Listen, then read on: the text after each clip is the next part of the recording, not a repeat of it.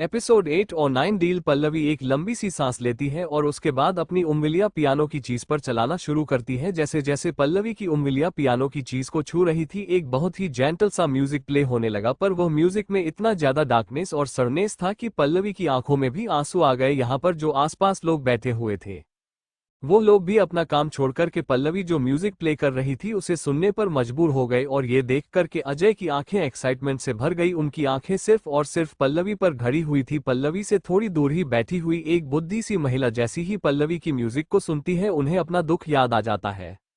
जब उन्होंने अपने पति को खाया था, यह मेलोडियस सा म्यूजिक और यह वही चीज याद दिला रहा था कि वह उसे वक्त कितनी अकेली थी, कितनी तन्हा थी जब उन्होंने अपने बेलो वन को खो दिया था। अजय ने भी आंखें बंद कर ली और जो हैप्पीनेस सरनेस सब चीज जून के दिमाग में चल रहा था, बस उसका एहसास वो करने लगे। तभी उन्होंने यह फैसला किया कि वो पल्लवी के साथ काम करेंगे। तभी एक जोरदार तालियां की आवाज आनी शुरू हो गई। जैसे ही पल्लवी ने अपना म्यूजिक खत्म किया, जितने भी कस्टमर से वोटर थे सब लोगों ने खड़े होकर के पल्लवी के म्यूजिक पर तालियां बजा। वो जितनी जोर से हो सके जोर से तालियां बजा रही थी ताकि आसपास के लोग भी इसको देखकर के पल्लवी इतने अच्छे काम की सराहना करें।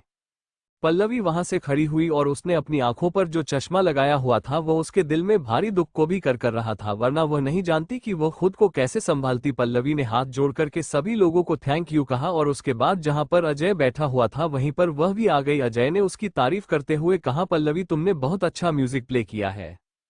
और उन्होंने ताली बजाना जारी रखा। Thank you mister Ajay, Pallavi ने कहा मुस्कुराते हुए। अजय के चेहरे पर एक बहुत ही बड़ी सी मुस्कुराहट थी, उसकी वजह से यहाँ पर लोगों ने पल्लवी का इतना अच्छा म्यूजिक सुना और यह रेस्टोरेंट जो कि खान की जगह है कॉन्सर्ट हॉल में परिवर्तित हो गया। इन लोगों को तो उसका धन्यवाद करना चाहिए, वो कितना अच्छा नहीं, उसने सभी को फ्री में म्यूजिक सुनवा दिया और उससे यह उम्मीद की जा सकती है आखिरकार वह अपने काम में इतना ज्यादा होनहार है, वह कुछ तो कर ही सकता है लोगों के एंटरटेनमेंट के लिए। फाइनली तालियां बजानी बंद हुई और फिर से एक बार अजय और पल्लवी एक दूसरे के सामने बैठे हुए थे। जहां तक मुझे याद है यह उन्हें म्यूजिक में से एक है ना जो तुमने मुझे भेजा है, क्या नाम था इसका? पल्लवी ने बताया खोकर मुझे। अजय ने कहा अब मैं पूरी तरीके से सहमत हूँ कि यह चीज तुम्हें ही करनी चाहिए। पल्लवी ने कहा मुझे सुनकर अच्छा लगा मिस्टर अजय, मैंने अपना फैसला कर लिया है। मिस पल्लवी सिंघानिया, क्या आप मेरा ऑफर एक्सेप्ट करना चाहोगे और जो म्यूजिक आपने बनाया है क्या आप उसमें मेरे साथ काम करना चाहेगी? पल्लवी ने मुस्कुराते हुए कहा बिल्कुल, मैं आपका ऑफर एक्सेप्ट करती हूँ। अजय मुस्कुराते हुए और बहुत ही एक्साइट होते हुए टेबल पर अपना हाथ जोर से मारता और कहता है ठीक है, एक हफ्ते में मेरा सेक्रेटरी तुमसे कांटेक्ट करेगा और आगे की हम लोग बात कर लेंगे। पहले भी नहीं कहा अच्छी बात है। और उसके बाद वह दोनों एक दूसरे को गुड बाय करके वहां से चले गए। वो बुद्धि आंटी जो पल्लवी के गाने को सुनकर के अपने पुराने दिनों में चली गई थी, उन्होंने पल्लवी को रोका और से कहा तुम्हारा गाना सुनकर के मुझे बहुत अच्छा लगा और मैं तुम्हारा धन्यवाद करना चाहती हूँ कि तुमने इतना अच्छा गाना हम लोगों के साथ साझा किया। पल्लवी ने मुस्कुराते हुए कहा मुझे सुनकर के अच्छा लगा। क्या फिर? उन बुद्धि आंटी ने कहा क्या मैं आपका नाम जान सकती हूँ? पल्लवी ने कहा मेरा नाम पल्लवी सिंघानिया है।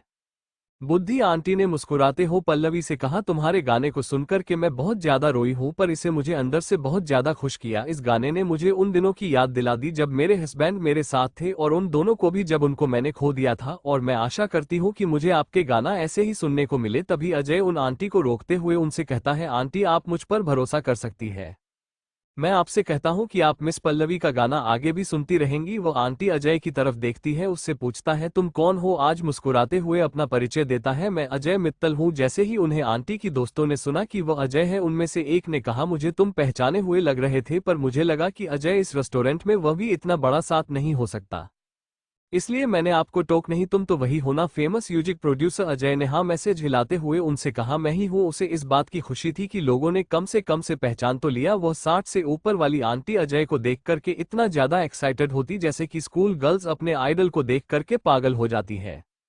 फिर उनमें से एक ने कहा क्या आप मुझे अपना ऑटोग्राफ दे सकते हैं? मुझे भी। अजय ने शांति से उन तीनों को ऑटोग्राफ दिया, उन बुद्धि आंटी को भी दिया। हालांकि वो बुद्धि आंटी से पहचान नहीं पाई थी, तब भी वह ये बोलते बहुत ज्यादा शर्मिंदा थी क्योंकि उनकी बाकी की दोस्त उसकी पहचान गई, इसीलिए उन्होंने भी एक ऑटोग्राफ से मांग ही लिया। तभी उनमें से गंदगी ने कहा पल्लवी तुम बहुत ज्यादा फेमस होने वाली हो, अजय का साथ ही बहुत बड़ी चीज है, अगर तुम इसके साथ काम करोगी तो तुम देखना फ्यूचर में बहुत ज्यादा फेमस हो जाओगी। पल्लवी मुस्कुराती है और अजय हंसते हुए कहता है आप लोग इसकी एल्बम का इंतजार करना और यह एल्बम खरीदना जब हम इसको रिलीज करेंगे। क्या हम प्रमोशन के लिए आप लोगों पर डिपेंड रह सकते हैं? उन तीनों ने एक साथ जोर से कहा।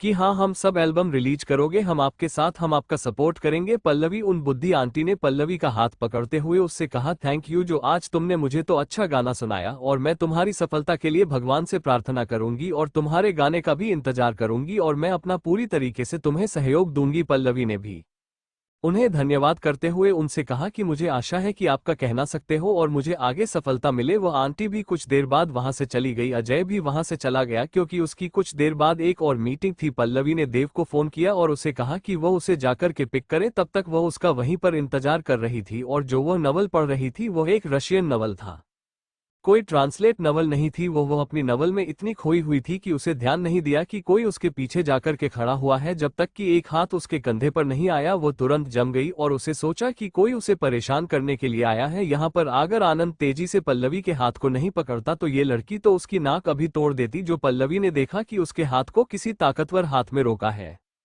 तो उसे हमने तुरंत आकर खोली और अपने हाथ को उसे हाथ से छुड़वाने की कोशिश की। तभी आनंद की पल्लवी आनंद को देख रही थी जो अचानक से उसके सामने आ गया। वह भी गुस्से भरी नजरों से उसे लगा कि यह भी कोई आदमी है जो कि उसे परेशान करने के लिए यहाँ पर आया हुआ है। आनंद आगे जाता है और पल्लवी जहां बैठी हुई थी वहां पर आता है। वहां पर वह देखता है कि वह रूस बुक नीचे गिरी हुई है। आनंद ने उसकी तरफ देखते हुए उससे कहा, मैं तुमसे बस एक सवाल पूछना चाहता हूं। इतनी बड़ा रिएक्शन की मुझे उम्मीद नहीं थी। आनंद इस बुक को उठना है और उसमें उसे कुछ भी समझ में नहीं आ रहा क्योंकि रूस बुक थी। वह आनंद को रशियन भाषा नहीं आती थी।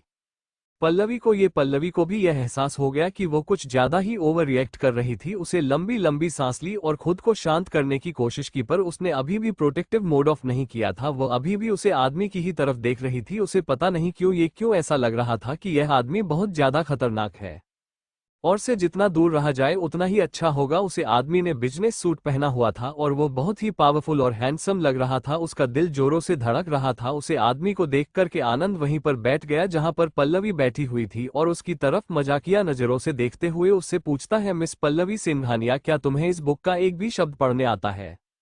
पल्लवी ने एक लंबी सांस ली और उसे अपनी आंखें उसे आदमी की तरफ घूमते हुए उसने सोचा, इस आदमी को पल्लवी का पूरा नाम कैसे पता है? क्या यह आदमी पल्लवी को पहले से जानता है? पल्लवी निशाक भारी निगाहों से आनंद को देखा और से कहा, तुम कौन हो और तुम मेरा नाम कैसे जानते हो? आनंद ने पल्लवी के सवाल को पूरी तरीके से इग्नोर करते हुए पल्लवी की तरफ देखते हुए उससे पूछा, मैं सिर्फ तुमसे ये जानना चाहता हूँ कि क्या तुम इस बुक का एक भी चैप्टर पढ़ सकती हो, एक भी शब्द पढ़ सकती हो? पल्लवी ने इरिटेट होते हुए उससे पूछा, मैं पढ़ सकती हूँ या नहीं पढ़ सकती हूँ, इससे तुम्हें क्या लेना देना है? इससे तुम्हारा कोई वास्ता नहीं है सर। पल्लवी धीरे धीरे आनंद की तरफ बढ़ती है और उसे बुक को आनंद से खींचने की कोशिश करती है। जहां पर आनंद बैठा हुआ था वहीं पर उसका फोन और पर्स भी रखा हुआ था।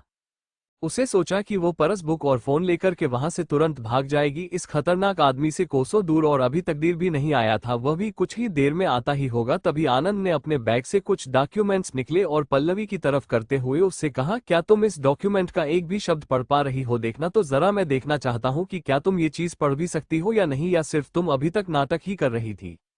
और वह फोल्डर वह उसकी तरफ बढ़ा देता है। पल्लवी इस फोल्डर को साइड फेंकती है और अपनी बुक वापस लेने की कोशिश करती है, पर आनंद ने उससे बुक को और भी ज्यादा पल्लवी से दूर कर दिया और उससे कहा, पहले तुम फोल्डर पढ़ो और मुझे बताओ कि इसमें क्या है, तब मैं शायद तुम्हारी बुक तुम्हें वापस करने के बारे में सोचूं। पल्लवी को पता चल चुका था कि आनंद उसकी बेइज्जती कर रहा है, पर उसकी ऐसी हिम्मत कैसे हुई? उसे कोई फर्क नहीं पड़ता कि आनंद उसके बारे में क्या सोचता है और क्या नहीं। वो क्यों इस आदमी को प्रूव करे कि वह ये पढ़ सकती है या फिर नहीं? पल्लवी सोच लिया कि वह अपनी बुक को यही छोड़ेगी और यहाँ से भाग जाएगी। तभी उसकी नजरें एक फैमिलियर शब्द पर जाती है जो कि उसे फोल्डर पर लिखा हुआ था।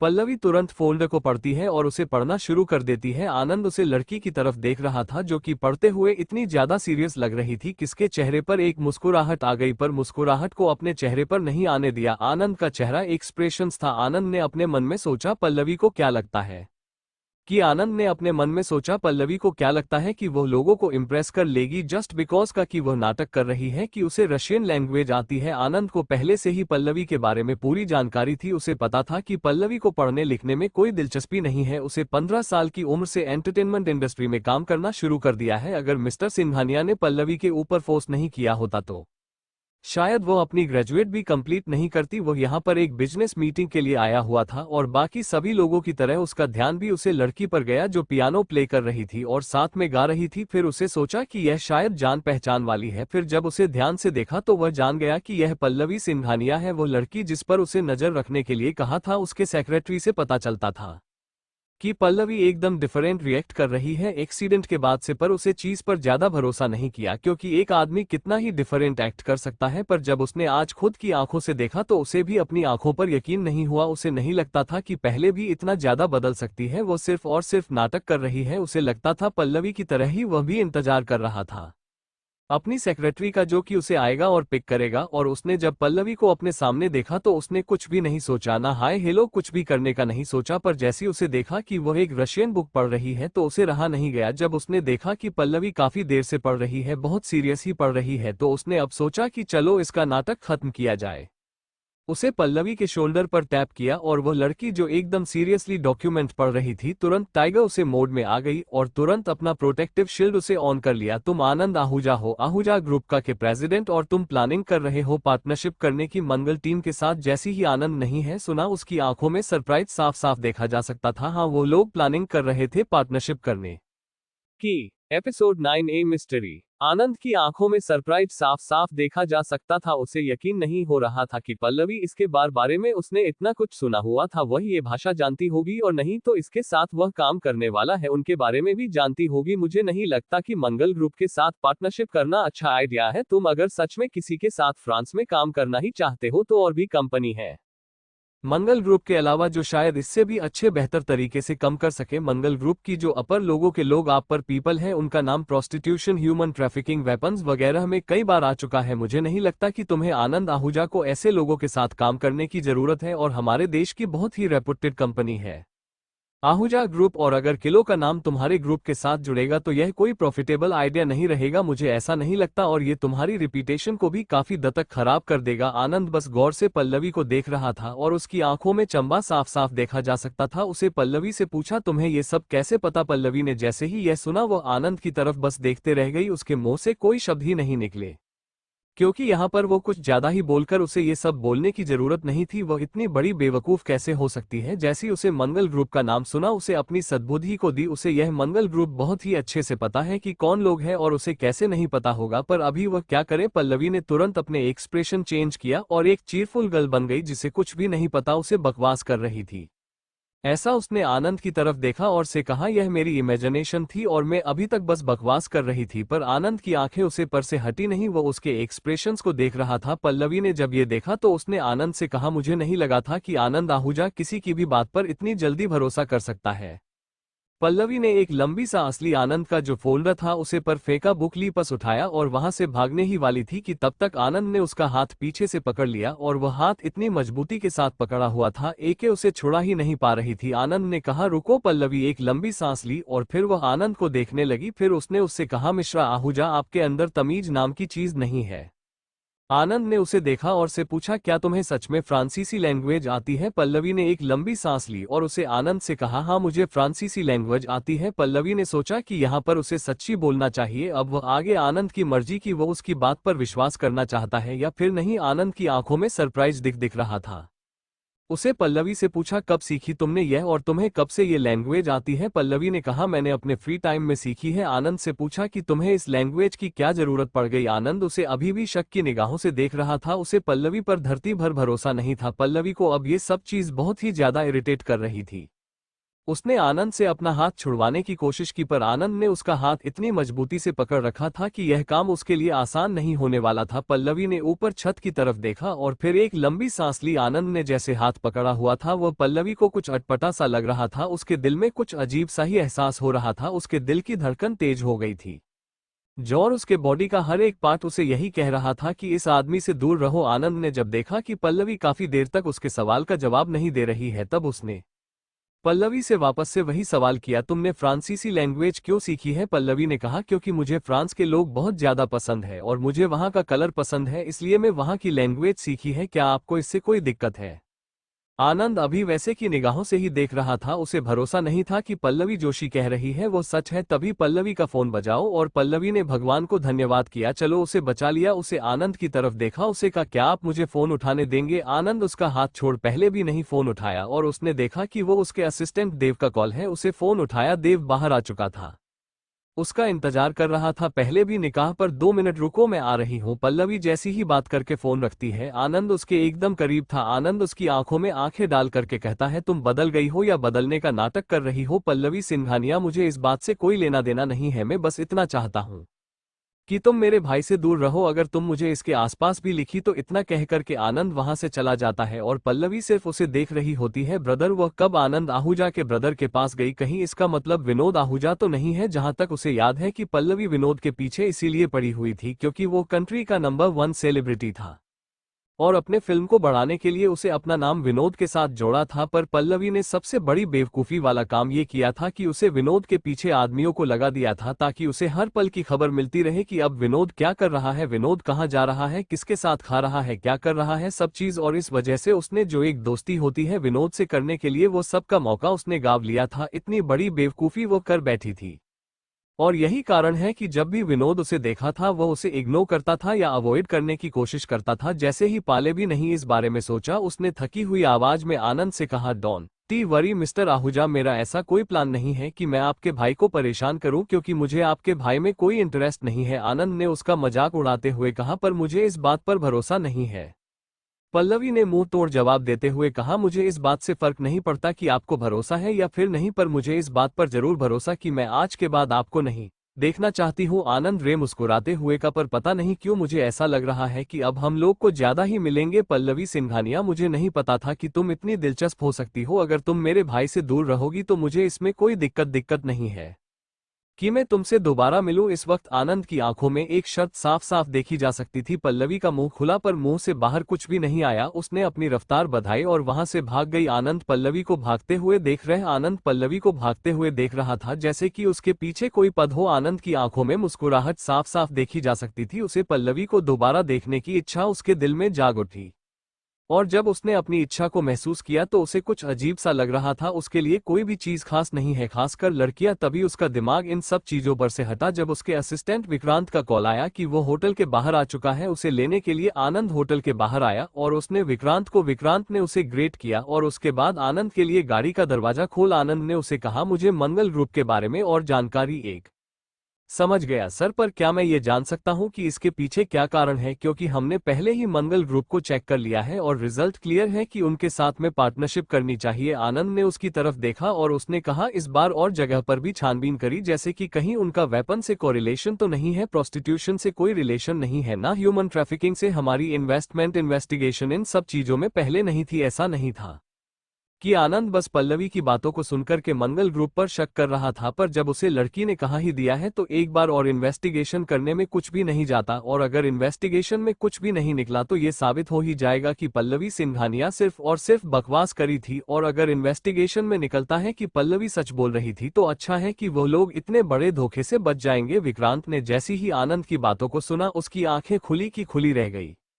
वो तो अच्छा हुआ कि वो वर्ल्ड ट्रेड है, नहीं तो उसने अभी तक गाड़ी कहीं ना कहीं ठोक दी होती। तभी आनंद की पीछे से आवाज आई, और अगर हो सके तो अंडरवर्ल्ड से भी इंफॉर्मेशन कलेक्ट करने की कोशिश करो। विक्रांत ने हाँ में सर हिलाया। वहीं दूसरी और इंटरनेट पर अभी भी घमासान चालू ही था। कुछ लोग अभी भी पल्लवी को बहुत ज्यादा नालियां दे रहे थे विनोद को उसे करने के लिए और प्रियंका और विनोद के रिश्ते में आने के लिए। तभी इसमें नया मोड़ तब आया जब प्रियंका ने भी इस पर अपना स्टेटमेंट दिया। प्रियंका ने ये कहा कि उसे किसी भी पल्लवी या किसी और ऐसी लड़की से फर्क नहीं पड़ता जो कि उसके होने वाले हस्बैंड पर ऐसे हक जताती हूँ, क्योंकि यहाँ पर जी इंडस्ट्री में वो काम कर रहे हैं वहाँ पर बहुत ही सारी ऐसी लड़कियां जो उनका हस्बैंड मानती है, बॉयफ्रेंड मानती है और नेशनल हस्बैंड तक मनाती है। तो इसका मतलब यह नहीं कि वो हर लड़की से चलेगी। यहाँ पर प्रियंका ने समझदारी दिखाते हुए बातें कहीं और की जिससे कि लोगों के दिलों में प्रियंका की और इज्जत बढ़ गई। प्रियंका अपने लैपटॉप पर बैठकर के ये स्टेटमेंट पढ़ रही थी। उसकी फ्रेंड कियारा भी वहीं पर बैठी हुई थी और उसने कहा, यार तुमने कितना अच्छा स्टेटमेंट दिया, देखो तुम्हारे फॉलोअर्स कितने ज्यादा पढ़ रहे हैं। प्रियंका ने कहा, मैं अपने हस्बैंड पर इतना ज्यादा बिलीव करती हूँ, इसलिए मैंने स्टेटमेंट दिया है कि यारों को पता था कि प्रियंका कितना ही अपने हस्बैंड पर बिलीव करती है। प्रियंका और विनोद कैसे रिलेशनशिप में आए उसे बेहतर तरीके से और कोई नहीं जानता, पर यह था कि उसको प्रियंका की, इसीलिए उसने उसके मुंह पर कुछ भी नहीं बोला। वहां पर देखो लोग कैसे पल्लवी को गाली दे रहे हैं। मुझे तो समझ में नहीं आ रहा कि वो आखिरकार कर क्या रही होगी। इस वक्त उसे किसी भी चीज पर कुछ भी नहीं कहा, ऐसा तो नहीं कहीं वो एंटरटेनमेंट इंडस्ट्री छोड़कर के ही चली गई हो। जैसी पल्लवी की बात आई, प्रियंका की आंखों में कुछ तो था जो छुपाने की कोशिश कर रही थी। उसने कहा वह कहीं पर भी गई हो, पर मुझे नहीं लगता कि साइंस को ये सब चीज लानी चाहिए। अब जब वह इस चीज पर रिएक्ट नहीं कर रही है तो उसे जबरदस्ती कुछ भी निकलवाने की जरूरत नहीं है। प्रियंका को बहुत अच्छे से पता था कि इस वक्त पल्लवी कहां पर है। प्रियंका की बात को सुनकर कि किया रानी का ऐसा कैसे हो सकता है, वो तुम्हारे हस्बैंड को तुमसे लेना चाहती है, तुम ऐसे कैसे बोल सकती हो। प्रियंका ने कहा, मेरे होते हुए मेरे हस्बैंड को मुझे कोई नहीं छीन सकता। कि यार ने कहा, अच्छा तुम लोग लास्ट कब मिले थे? मुझे लगता है कि तुम्हारे हस्बैंड विनोद को ज्यादा ही तुम्हें इग्नोर करने की कोशिश कर रहे हैं। प्रियंका में मुस्कुराते हुए का, वो अभी आउट ऑफ इंडिया है शूटिंग के लिए, वरना तो हम लोग मिलते ही रहते हैं, इसमें कोई बड़ी बात नहीं है। हालांकि वह ये सच नहीं बता रही थी कि विनोद जोशी काफी टाइम से इग्नोर कर रहा है, वो उसका कॉल्स भी नहीं उठाता है, और अगर वो उसका असिस्टेंट को कॉल करे तो उसे पर भी वो पत करने के लिए नहीं आता है। प्रियंका को इन सब चीजों पर बहुत ज्यादा गुस्सा तो आया था, पर उसे पता था कि उसे अभी अपने आप को कम रखने की जरूरत है, क्योंकि सिर्फ और सिर्फ अभी विनोद और उसकी सगाई हुई है, शादी नहीं हुई है कि वो इतना हक जमा सकती हो। इसीलिए अभी उसे शांत रहने की जरूरत है और जल्द से जल्द विनोद को शादी के लिए मनाने की जरूरत है। उसके मम्मी पापा भी उसे कब से कह रहे हैं कि वह विनोद को शादी करने के लिए क्यों नहीं मानती है, पर वह क्या करे, वो तो जब से ट्राई कर ही रही है। वो बस विनोद है जो जब से तले जा रहा है। इस बात को 6 साल हो चुके हैं उन दोनों की सगाई को, लेकिन विनोद अभी भी अपने काम में बिजी है, और जब देखो यही बोलेगा कि वो करियर के पिच पर है। वो अभी मैरिज को नहीं चाहता है, रिस्पॉन्सिबिलिटीज को नहीं चाहता है, और यह बात प्रियंका हर बार सुनती है। कियारा ने प्रियंका को परेशान देख करके उसे कहा, मुझे लगता है कि इस बार जब विनोद वापस आएगा तो तुम्हें उस बैठ करके बात कर लेनी चाहिए। आखिरकार तुम दोनों की सगाई को 6 साल हो चुके हैं, अब तो कम से कम तुम दोनों शादी कर लो, इतना लंबा कौन खींचता है। सगाई के बाद प्रियंका ने मुस्कुराते हुए कहा, हाँ ठीक है, मैं इस बार बात कर लूंगी, तुम उसकी चिंता मत लो, फिर प्यार आने का। और देखो यहाँ पर कितने सारे कमेंट्स आ रहे हैं। मुझे लगता है कि यह पल्लवी सच में इंडस्ट्री छोड़कर चली गई है, वरना इतनी गालियां सुनने के बाद तो कोई भी आकर के रिप्लाई करता। और पल्लवी की बेइज्जती होते हुए देखकर प्रियंका मुस्कुरा रही थी। उसने अपने मन ही मन में कहा, तो मैं क्या लगता है तुम विनोद को मुझसे छीन लेगी अपने ख्यालों में, क्योंकि इस जन्म में तो तुम्हारा सपना पूरा नहीं होगा।